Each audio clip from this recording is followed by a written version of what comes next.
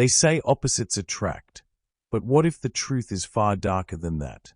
What if the bond between an empath and a narcissist isn't fate, chemistry, or even love, but a trap designed in silence? Think about it. The empath, whose gift is to feel everything, finds themselves magnetized by someone who seems powerful, confident, untouchable. And yet, beneath that surface, lies the very person who will drain them dry. It's like a moth flying toward light, except that the light isn't the warmth of safety, but the fire that will burn its wings. Here's the uncomfortable question. Why do the most caring souls end up in the arms of those who care the least? It sounds like a paradox, doesn't it? But paradox is exactly where truth hides. Carl Jung once said that until we make the unconscious conscious, it will rule our lives, and we will call it fate. For the empath, fate often looks like an irresistible pull toward people who shine with intensity, but conceal a hunger for control. You don't choose them consciously. You feel chosen. And that illusion of being chosen becomes the chain around your wrists. Imagine this. You walk into a crowded room. Everyone's voices blend into a storm of noise, but one person stands out. Their words cut through like lightning. They see you. They admire you. They make you feel as if you're the only one in the world who matters. For a moment, it feels divine. But hidden behind that spotlight is a shadow that will grow until it covers you completely. This is not just attraction. It's a collision of wounds. The empath, carrying scars of neglect or the secret craving to be seen, collides with the narcissist, who feeds on that exact hunger. It feels like destiny, but it's really design. A toxic design that repeats itself, again and again, until you learn to unmask it. But here's the twist most people don't want to face. Empaths aren't victims by chance. They are participants in an unconscious dance. A dance choreographed by shadow, stitched together by hidden patterns. The narcissist needs admiration. The empath needs to heal. Together, they form a perfect storm where both get what they want, until everything collapses. The suspense here is this. Are you living your story, or are you trapped in someone else's script? Because narcissists are masters of writing roles, and empaths are the ones most likely to step on stage.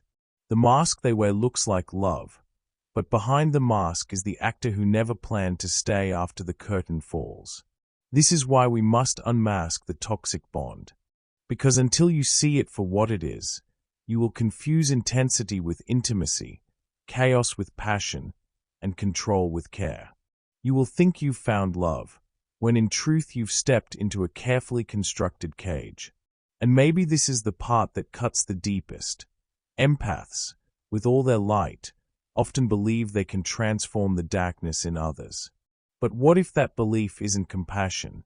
What if it's compulsion? What if the desire to heal the narcissist is really the unconscious attempt to heal yourself? That's the doorway Carl Jung left us. The idea that our relationships are mirrors of our hidden selves. The narcissist doesn't just arrive in your life by accident. They arrive as a reflection of the part of you still crying out for validation, still searching for approval, still longing for safety. Until you face that reflection, you will keep meeting it, again and again, in different disguises. So ask yourself, when someone looks at you with eyes that burn too brightly, are you being loved, or are you being hunted? When someone makes you feel like the center of their universe, is it because they've finally found you, or because they've finally found their next source of fuel? By the end of this video, you'll see why this toxic magnetism exists, and how Jung's teachings can help you not only escape it, but finally understand yourself in the process. Because the truth is simple, yet brutal. You don't attract narcissists by mistake. You attract them because of a hidden story. And once you see that story, you can finally rewrite it. Picture this. You meet someone, and from the very first moment, it feels like electricity in the air.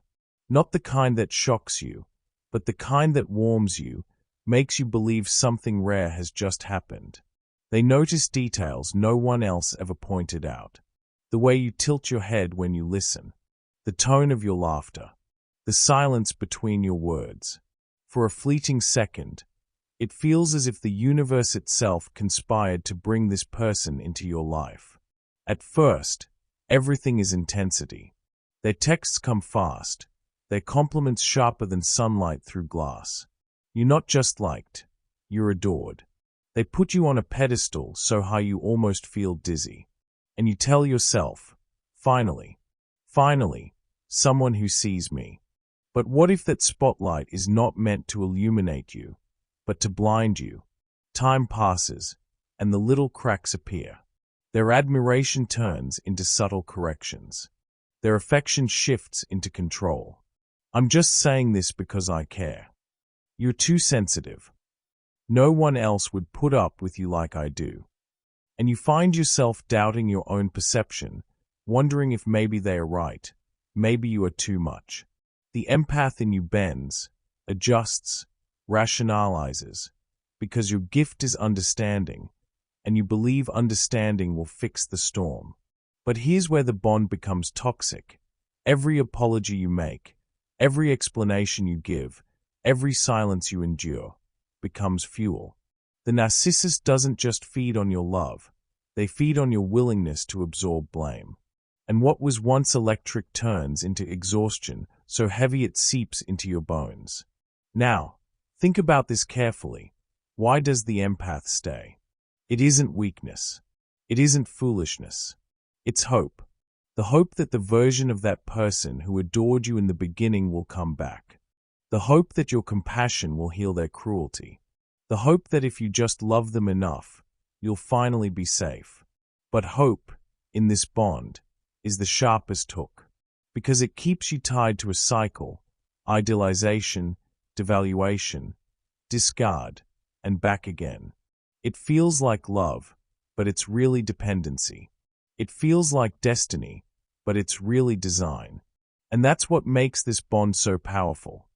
It mirrors the oldest wounds you carry, the parts of you that still long for recognition, protection, and love.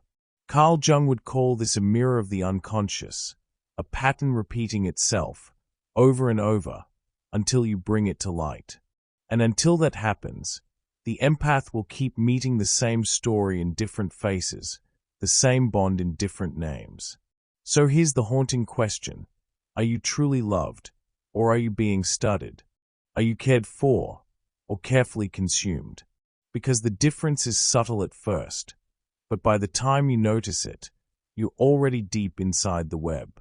On the surface, it looks like romance. In reality, it's a transaction. The narcissist offers intensity. The empath offers energy. The narcissist needs admiration like lungs need oxygen, and the empath provides it in endless supply. But behind the mask of passion lies a simple truth. One is feeding, and the other is being fed upon. Carl Jung called this the play of shadows. What you do not face in yourself, you will meet outside yourself. For the narcissist, the shadow is emptiness, an aching void of self-worth. For the empath, the shadow is the unhealed wound, the secret longing to be chosen, to finally matter.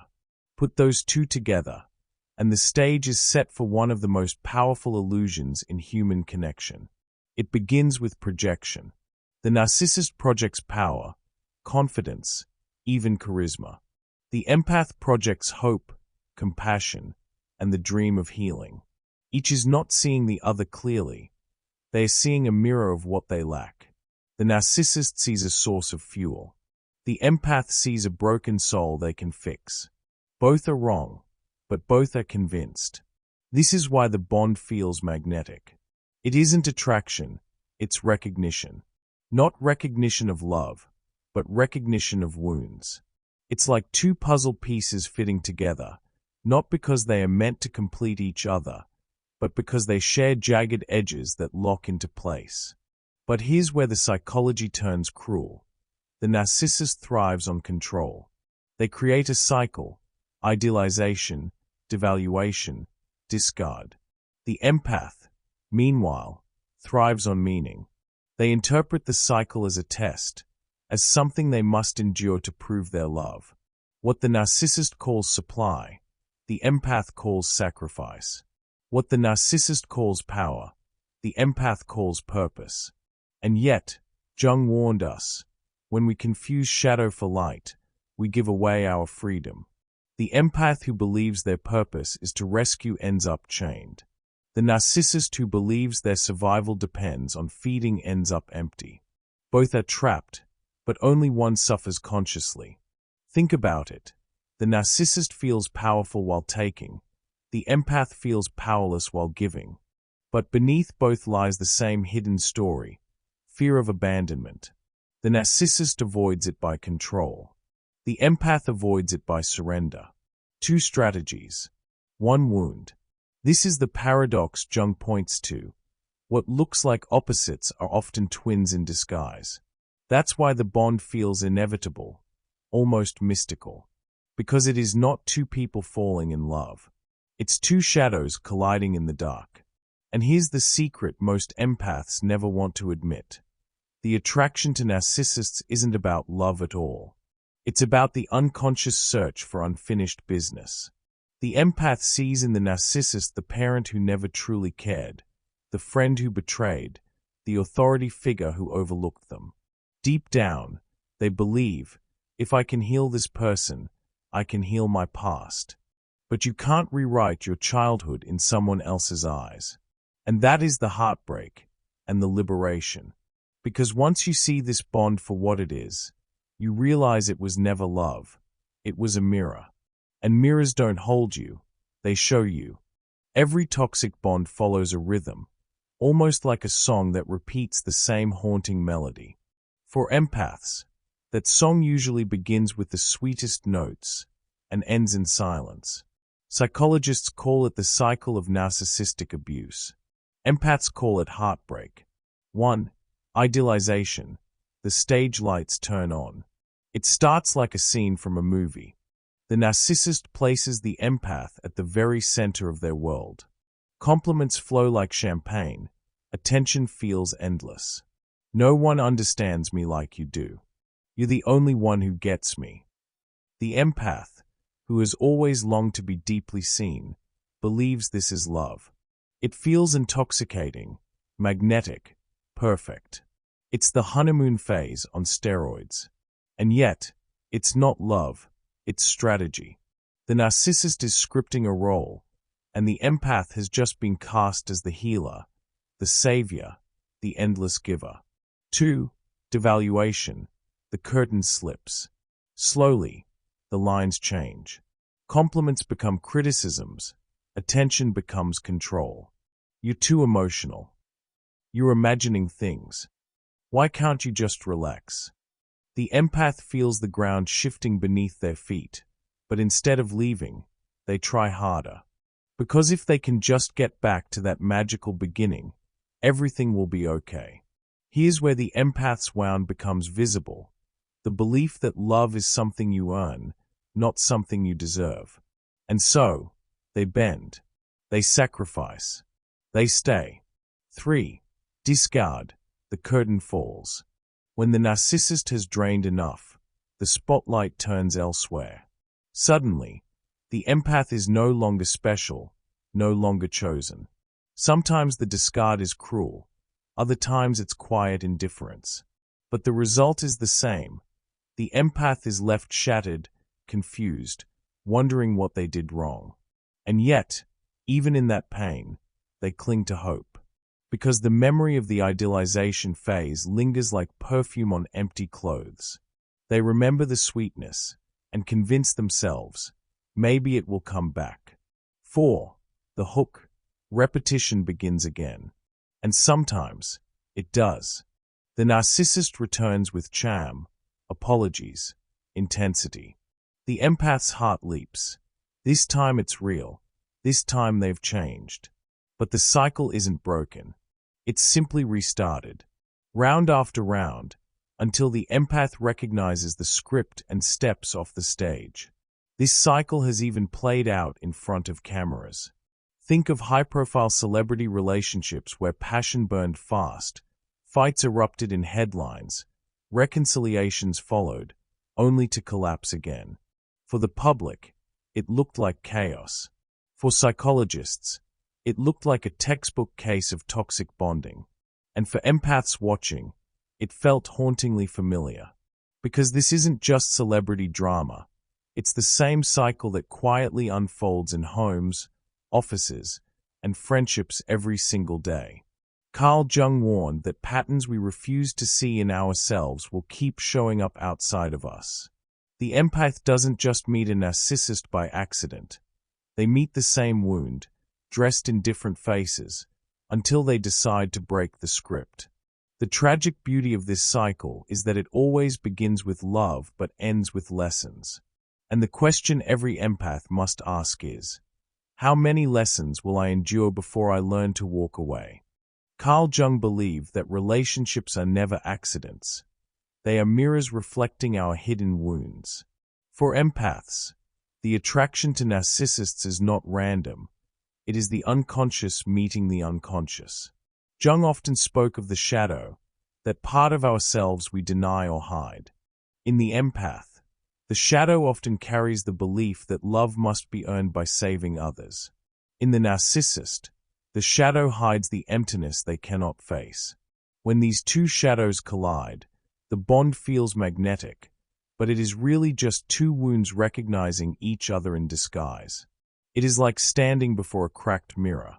On the surface, you see a reflection that looks whole, almost perfect. But the closer you look, the more you notice the fractures. The empath sees beauty in the brokenness and wants to piece it back together, while the narcissist sees only an image to control. Both forget that a mirror can never give you more than a distorted version of yourself. This dynamic is fueled by projection.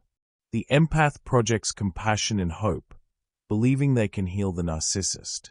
The narcissist projects strength and confidence, hiding their fragility. Both are illusions, and the danger lies in mistaking those illusions for truth. Jung's wisdom here is simple yet difficult. Learn to separate what belongs to you from what belongs to them. Healing, for Jung, meant individuation, the process of becoming whole by integrating the shadow. For the empath, this means turning inward and asking hard questions. Why do I feel the need to rescue? What part of me is still waiting to be chosen? These are not easy questions, but they are liberating ones. The more you face them, the less power the toxic bond holds over you. Jung warned us that until we make the unconscious conscious, it will direct our lives and we will call it fate. When an empath says, "I always attract narcissists," it is not a curse, but an invitation. It is the unconscious asking to be seen. Awareness breaks the pattern. The moment you understand that the bond is not destiny but design, you step out of the role written for you and begin writing your own story. Breaking free from the toxic bond is not about cutting ties overnight. It is about reclaiming yourself piece by piece, often in painful, messy steps. Carl Jung believed that freedom begins the moment we turn inward and face what we once refused to see. For the empath, liberation means no longer trying to heal the unhealable, but instead daring to heal the forgotten parts of themselves. The first step is recognition, and yet it is not as simple as it sounds. Naming the cycle feels like opening your eyes after being blinded by stage lights. The glow that once looked like love now reveals the strings, the ropes, the actor behind the mask. But here lies the difficulty. Part of you doesn't want to believe it. Part of you still clings to the hope that the magic was real. Awareness breaks illusions, but it also breaks the heart. Then comes the struggle with boundaries. Saying no feels unnatural for an empath, almost like betraying their own identity. You will question yourself. You will wonder if you're being too harsh, too cold, too selfish. Each time you try to step back, guilt whispers in your ear. But boundaries are not cruelty. They are oxygen. The difficulty is surviving that inner storm of doubt until the air clears and you realize you can breathe again. Integration may be the hardest part. Jung called it individuation, the process of making the unconscious conscious and becoming whole. For the empath, this means admitting painful truths. I wanted to save others because I wanted someone to save me. I stayed in the cycle because part of me still believed I didn't deserve more. Facing these truths is like walking through fire. The temptation is to turn away, to deny, to escape back into illusions. But every step through that fire makes you stronger, because it transforms shame into wisdom. And then, the challenge of choosing differently. After breaking free, there will be days when you still miss the intensity, when ordinary kindness feels too quiet compared to the chaos you once called passion. That is the hardest temptation, confusing calm for emptiness. But true love, as Jung would remind us, is not a high that fades. It is a steady flame that warms without burning. The path of liberation is not linear. You may stumble. You may go back. You may mistake another mask for salvation. And yet, every time you rise, every time you name the pattern a little faster, every time you hold onto yourself a little longer, you are not failing, you are healing. Because liberation is not about changing the narcissist. It is about changing your relationship with yourself. The moment you realize you no longer need to be chosen by someone else, you discover the power to choose yourself. And that choice, though difficult, is the beginning of freedom. From the very beginning, we spoke of invisible chains, bonds that look like destiny but are really designs. By now, you can see how the empath-narcissist dynamic is not a love story, but a script played out again and again until someone dares to step off the stage. Carl Jung's wisdom echoes through this truth. Until you make the unconscious conscious, it will rule your life, and you will call it fate. The empath's greatest gift, the ability to feel deeply, is also the very trait that can be turned into a trap. To love without boundaries becomes self-erasure. To give without reflection becomes self-destruction. The toxic bond thrives not because the empath is weak, but because they are strong enough to carry more than they should. That strength, misdirected, becomes the very chain that binds them. Imagine once more the cracked mirror. For so long, you may have stayed into it, trying to polish the fractures, trying to make the reflection whole again. But Jung would remind us, you cannot heal a mirror by bleeding on the glass. You can only heal by turning away from the distortion and seeing yourself directly, with all your light and all your shadow, unfiltered. This is the paradox. The narcissist will never truly see you, because they cannot even see themselves. And yet, their blindness has given you a gift, the opportunity to awaken. To ask questions most people avoid. Why do I give until I break? Why do I call chaos passion? Why do I wait for someone else to choose me, when the choice has always been mine? The path forward is not easy. You will stumble. There will be days when silence feels heavier than noise, when solitude feels lonelier than control. There will be nights when you wonder if you made a mistake by leaving the fire, even though that fire was burning you alive. But these difficulties are not proof of failure. They are proof of growth. Roots do not deepen in comfort. They deepen in resistance. Think of the strongest trees. They do not grow in sheltered gardens. They grow on cliffs, where winds tear at their branches and storms shake their foundations. And yet, because of those trials, their roots run deeper, their reach grows wider, their strength becomes unshakable. You, too, are learning to grow in the storm. If this message resonates with you, if you've ever felt trapped in a cycle you couldn't name, I invite you to share your story in the comments. You are not alone in this. Thousands of empaths around the world are walking the same path of recognition, healing, and liberation. Your words might be the spark that helps another soul see their own reflection clearly for the first time. And if you found value here, consider subscribing, because together we will keep uncovering the hidden patterns Jung left us, the keys to freedom, healing, and inner power. Here lies the most important truth. The empath's sensitivity is not a curse. It is a compass. The very gift that once led you into cages can also lead you out. But only if you stop using it to navigate someone else's storm and begin using it to navigate your own. The narcissist thrives on stealing your light. Your liberation begins the moment you decide to shine it inward. So, ask yourself, are you still waiting for someone else to unmask, or are you ready to unmask yourself? Because when you finally do, you'll see that what you once called weakness was actually training. What you once called pain was preparation. And what you once thought was fate was only the shadow, waiting for you to bring it into the light.